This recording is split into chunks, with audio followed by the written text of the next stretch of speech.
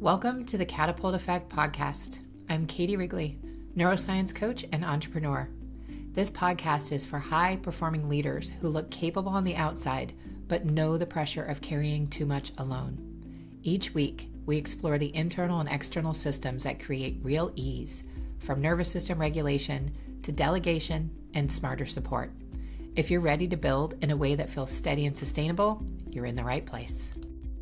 Welcome back to the Catapult Effect. We are continuing the conversation with Barb and Nangle. She is a boundaries coach, and she has been dropping bombs of wisdom all through the first episode. Fantastic definition of boundaries, that boundaries really define where you end so that you clearly know where you end and where someone else begins. And we're going to continue that conversation today. So please come join us in the episode. And now, as you were talking, Barb, about how relief is prioritized over safety, you flashed me back to an ayahuasca journey I'd had. I think it was one that I don't remember which journey I had done. I did a lot more journeying before I did more cognitive movement. I haven't gone back to ayahuasca again for a few years. Like I'm a huge fan of it, but I found that for me, it's easier for me to process in a sober state of mind. Like my ego will try to talk me out of things that I had said, but then years later it comes back. I'm like, man, she was spot on. But one of the things that she said, and it was boundaries were coming up, and it was I'm trying to remember the exact message. Like I remember laying on my left side and rolling to my back and being like, oh, that makes sense. But she had said, like, it is all about having comfort in your body. You need boundaries to be comfortable.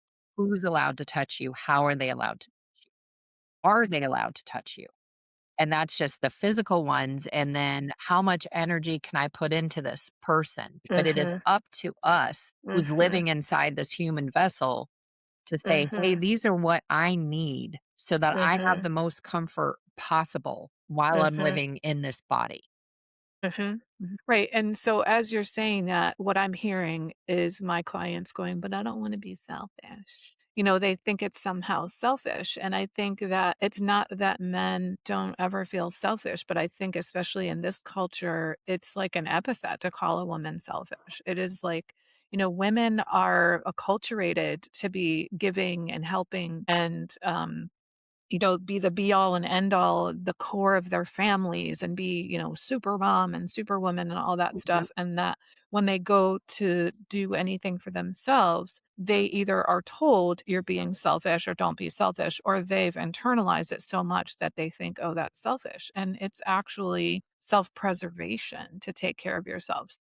I heard someone say a couple years ago that, obviously you can't pour from an empty cup. Well, she advocates for pouring from the overflow. Well, the only way you can have overflow in your cup is if you fill your cup first.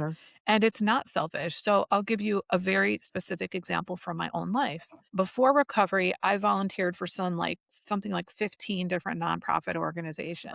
Wow. I thought of myself as a volunteeraholic. When I got in recovery, I was like, stopping everything right now. I'm going to volunteer for Barb. That's what I'm going to do. And now I actually donate more hours per week in community service than I ever did as a volunteeraholic. Wow. But I do it strategically rather than at the drop of a hat. I do it by choice, not by some sense of obligation or compulsion to prove that I'm a helpful, good, kind person. And I do it after filling my cup first. So I pour from the overflow. So learning to build healthy boundaries is not at all about being selfish. And even if it was, go ahead, because being selfish is not the worst thing in the world. And you may actually contribute more if you're like me. Though I've met people who are like, I've kind of done my 40 years of volunteering and I'm going to start traveling and doing the things I've always wanted to do instead of putting my energy out there.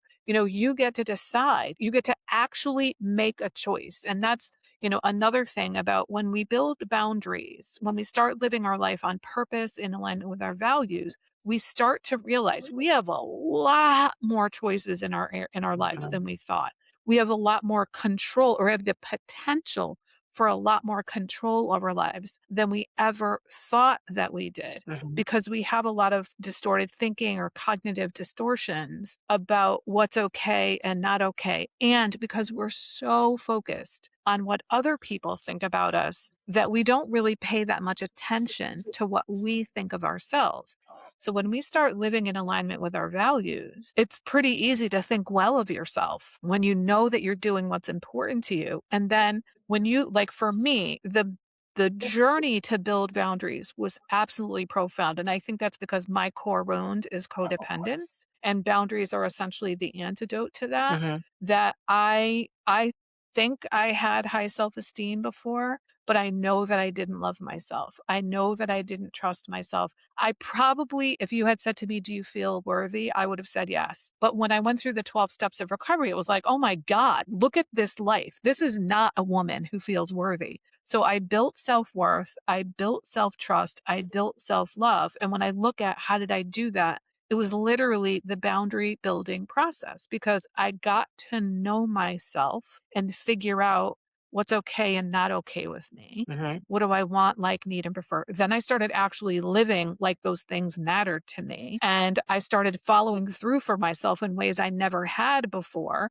I started like doing things. I started enjoying my life more. Like, if you want to love someone, give them things and experiences that they enjoy, make their life better for them. Right? So that's a good way to build love for yourself. And then, I came to feel worthy by acting worthy. There's a principle that's really common in 12 step recovery, which is act as if. And I think the most common way that people talk about it in 12 step recovery is that it has to do with spirituality. Mhm. So many people may not, if they even know about 12 step recovery programs, they're spiritual programs. And it doesn't mean you have to believe in God, but it means that coming to believe that there is some kind of a power greater than you that you can depend on. And so, what people are taught who either have no belief in any kind of God or they have really negative experiences and beliefs about God is act as if you had a loving God. When you see people that have the kind of life that you want, that have the kind of spirituality you want, what are the behaviors they're doing? Mm. Do those things, like act like you have it. And what follows from that is I was told you can't think your way into right acting, Yep. but you can act your way into right thinking. And I really learned that. So I'll give you an example. One of the women that I was in recovery with in the very beginning, she had been married to her husband for 10 years. They divorced, then they got back together when she was in recovery. And he had all these health problems. And so she was always trying to manage, like, don't put salt on that. Did you go to the doctor? Did you get your exercise? Don't eat this. Don't eat that. So when she got in recovery, she realized the error of her codependent ways and that he's a grown man and he gets to take care of his own health. And in the beginning, she just stopped saying things to him. She stopped acting like a codependent person. And she said one day, I stopped saying anything to him. And eventually I just stopped even thinking about it. I'm like, oh my God, you acted your way into right thinking. And she goes, oh my God, that's what that means. And I was like, yes, that's what that means. Funny. So you stop engaging in the dysfunctional behaviors and eventually the thinking will come along with it. Yep. And it really, really matters. And so we start treating ourselves as if we have worth. And then we come to believe we have worth because we see that we actually do have worth. And it makes it so it's like you don't have to wait until you have worth to start building boundaries. It's like there's this iterative process where, you set a boundary and you're like, oh my God, that was amazing. And what most people think, Katie, when they start building boundaries is all they think about is the negative stuff. Yep. Like, what are people going to think of me? What if they push back? What if I feel guilt? And, yeah, I can help you with that. But also, let's think about the positive repercussions. Yep. You get to actually live your life the way you want. Yep. You get to have a lot more peace and serenity in your life. Life is a lot easier. Now, the transition to building boundaries is difficult, just like any change process. Because what happens when we're building these new patterns is we don't have the new patterns down solidly, and the pull to go back to those old patterns is so strong. This is why that internal safety I was talking about is so important. Like, what do you need to do in the bridge? And so, like, one of the most important things I learned is discomfort does not mean danger. Mm. And there's two different kinds of discomfort. There's the discomfort of lifelong dysfunction. Yep. So your life is uncomfortable, You may be used to it, so it's comfortable in that it's familiar, but that I call that comfortable, but not comforting. Mhm. So it's comfortable because it's like a well-worn groove, but Yep. it's dysfunctional. And it only gets worse over time, and it never ends unless you do something. Well, when you're building new behaviors, like learning how to set healthy boundaries, it's really uncomfortable because it's so foreign, Yeah. but that is the discomfort of growth. And what's on the other side of that is healing, wellness, peace, and serenity. And that discomfort is actually finite. It goes away because you become more and more comfortable with a new pattern. Yep. So pick your discomfort. Are you going to take the lifelong, never ending, getting worse over time discomfort of dysfunction? Mhm. Or are you going to pick the finite discomfort that has healing and growth and peace and serenity on the other side? I'm going to pick number two. Me too. Me too. Every day of the week. And Hmm. this quote popped into my mind, and this is something that really helped me as I was trying to figure out boundaries. Because when I was awkward as fuck, and like it was almost Hmm. like I was beating people over the head with my boundary. It's like Yeah, they yeah, yeah, wouldn't even yeah, know I had it. Like yeah, yeah, yeah, it's like, yeah, yeah, no, stay away from me. It's like yeah, it was yeah, a little off putting. But the yeah. thing that really helped me through that period and made it easier to define it was a quote that one of my coaches had told me, and that is the fact that the only people who are going to be upset when you start to create boundaries are the people who benefited from you having none. Yes, precisely. Yes. Yeah. Right. So if you've been accommodating them your entire life and you're no longer accommodating them, they're going to get upset. And guess what? They get to be upset because A, it's upsetting when your life was easier and now it's not. Yep. And B, their feelings are their feelings and they get to have them. Yep. And C, their feelings are theirs to manage, not yours. Your feelings are yours to manage. And the other thing is a lot of people feel like they're somehow taking something away from that person. Mhm. You're not taking something away from them. You're stopping, abandoning yourself Yeah. is what you're doing. Yeah. And it feels weird and awkward in the beginning, but discomfort does not mean danger. Yep. I love that. Discomfort does not mean danger. And you're also empowering them to be Hmm. able to source that thing for themselves that you are providing for them. So you're not doing Right. them a disservice. You're actually Hmm. benefiting their life Right. as much as you're benefiting your own. But again, like prioritizing yourself, that's the really important thing. And like Hmm. this keeps coming to mind. So I want to share it. Like Mel Robbins' Let Them Theory and the Let Them book that's just gone everywhere. That is a book of boundaries. Hmm. Hmm. That's what she's talking about with her Hmm. charismatic Mel Robbins. Why I friggin' love her. Hmm. But Hmm. that is, we are basically talking, that is a book on boundaries. And like, Hmm. let them be disappointed in Hmm. you. It means that they Hmm. love you. It means they care about Hmm. you. And it means that they're Hmm. letting you go Hmm. do the thing, Yeah. disappointing them. Like that is a beautiful Yeah. when you look at it. Yeah.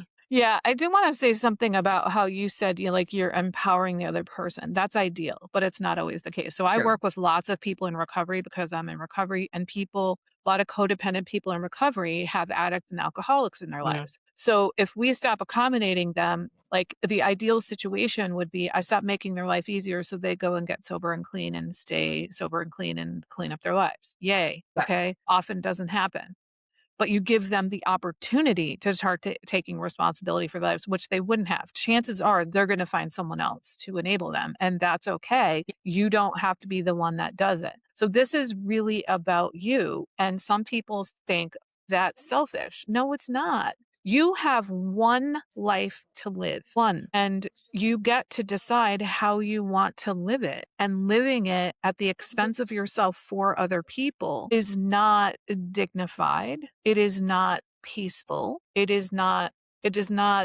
promote wellness, like as you mentioned, like it took a toll on you. So and speaking of living one life, I one of the amazing things that I realized as I started building healthy boundaries is I have way more energy than I ever did before. And part of it is that I am living one life, mine. I'm not constantly thinking about everybody around me and how I can either fix their things or how they're going to react to my stuff.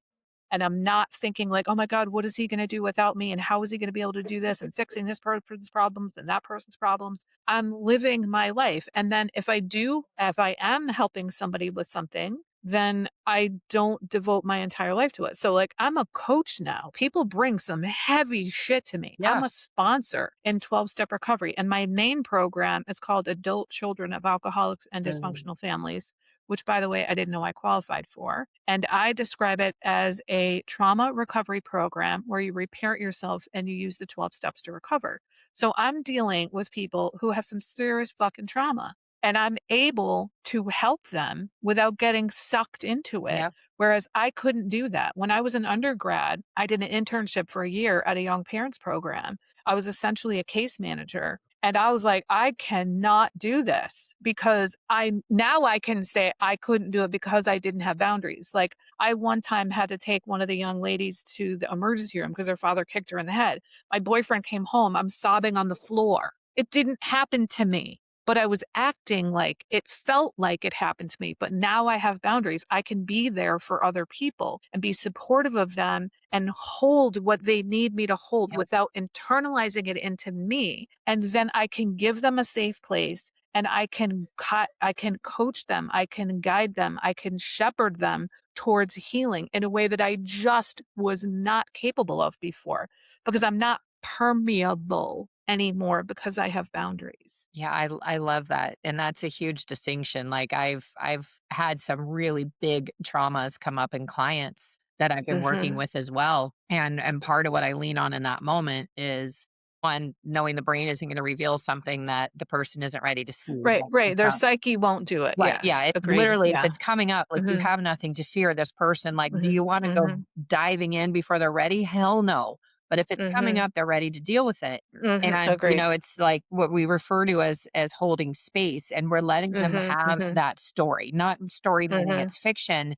meaning this mhm, is true to them, this is their reality, mhm, this is their mhm, lens, but you're mhm, either gonna be in the water with them drowning mm, or, if you get back on dry land, are you mhm, more helpful to them, to throw them the life mhm, preserver while you're on mhm, dry land and pull them out? mhm, Like, you're gonna mhm, be much more mhm. effective if you stay on Yeah. that dry land and you give them the life preserver by letting them Mm, have that space, feeling what's in there, and it mhm. takes a lot of work to be able to get to that place. So kudos to you for being able to Yeah. to hold that space for people to relieve big traumas. And I'm Mhm, guessing you hear a lot in your space that like there's not a lot of people who have that ability to let someone let mhm, out all the messy mhm, shit mhm, that comes mhm. with being Yeah, a yeah. human and to be able to put Mm, out into the air sometimes for the first time the most mhm. horrific thought or the most God, yeah. horrific Yeah. event that they've ever Mhm. experienced, like, that's Yeah. something Yeah. big. Yeah, I've heard details about probably the top 3 most heinous things that can ever happen to humans, and I can have sympathy and empathy for them, but it's not happening to me, Mhm. and I get that. And I have to say, I absolutely love the metaphor, the water, the life preserver, land. That is beautiful. I love it, love it, love it. I Nice. will probably be stealing that. That's Please so do. good. Please do. It wasn't mine. I don't remember Yeah. who told it to me, but that Yeah, was but it's just so apt. I yeah. mean, it's so good. Yeah. Yeah, and I've had to remind myself, like, "Wait, am I in the water with them or am I on land?" Like, "Oh, I'm in the water. I Mhm. need to get out." Like, Mhm. I'm more Yeah. helpful if I'm over here. Like, they've had Yeah. lifeguard training, but Yeah. I'm still a lot more helpful throwing Mhm. something from dry land Mhm. than I am when I'm in the water with them. Yeah. Yeah, I don't feel like as you're saying that, I'm like, I don't even feel like I have to ask myself that. I don't feel like I'm ever in the water with them, which is amazing. That's Like, good. I used to practically bleed for other people. Me too. So I hope, like, if nothing else, people hear me talking, they have hope that they can change, because if I can do it, so can you. I Right? mean, it takes work, but, if you have a desire to be whole, It can get it's better. possible. But listen, let me tell you, I was 52 when I got in recovery, so I wasn't a spring chicken, okay? Yeah. And I do wanna add, like, I don't get in the water anymore, but as I was still Mhm, creating those mhm. boundaries, like, now it's Yeah, yeah, easy for me to gotcha, be like, okay. "I really hope you grab the life preserver, Mhm. but it's not up to Yes. me if you do or not. Right, Like, it's up right. to you, and if you can't grab Mhm, that, I literally mhm, cannot help you." mhm, And mhm. that's Right, 'cause I hard to can't watch. pull you in if you're not holding on to the life preserver. Yeah. Yeah, Yeah, and yeah, unfortunately, good. like, the people who don't wanna grab the life preserver, those are the people that sometimes wind up ending their lives by their own choice Mhm, way mhm, prematurely, and mhm. it sucks. to watch that Mhm. happen, but Yes. Yes. their journey, those are their Yes. choices that they made, Mhm. and I Mhm. met a friend in my past in between his suicide attempts. First one didn't work, second one did. And he Mm. taught me something incredibly important. And that was that when someone has decided to take their own life, there is literally nothing you can do or say Mhm. to change that. Yeah, that's so scary. My younger brother did not commit suicide, but he attempted to. So he had bipolar disorder with psychotic tendencies and a substance use problem, Uh, and he died of Legionnaire's disease at age 35 in 2006. I remember this one time. So what would happen is he would go off his meds, and he would have a psychotic episode and go manic. And I mean, it's pretty common for people with yeah. mental health disorders. They feel okay, so they stop taking their meds, even though it's your meds that are making you feel okay. And I remember saying to him, I was trying to get him to go to the hospital. And I said, you know what, Pat, I know that I don't have the right to ask you to continue living a life that you don't see as worth living, but I'm going to ask you anyway. And I know it's not fair to say, please do it for me, but I'm fucking doing it. It was like, I didn't know. I mean, this is 30 years ago. Like, I did not know what I was doing. And something about what I said got through to him. And then we went and got my mom, and the two of us took him to the hospital. But you're right, you can't. And but it's hard to know, are we at the point where they have definitively made up their mind? Yeah. Yeah. It is tough. And I want to kind of circle this back to, since this season is Mhm. really about the easy entrepreneur. And thanks for being here on the Catapult Effect podcast. If today's episode supported you, share it with another leader who's ready to create more ease in how they build, and leave a review so more heart-led leaders can find these conversations. You don't have to do everything yourself. When the right systems are in place, inside and out, business gets lighter. Until next time, protect your capacity.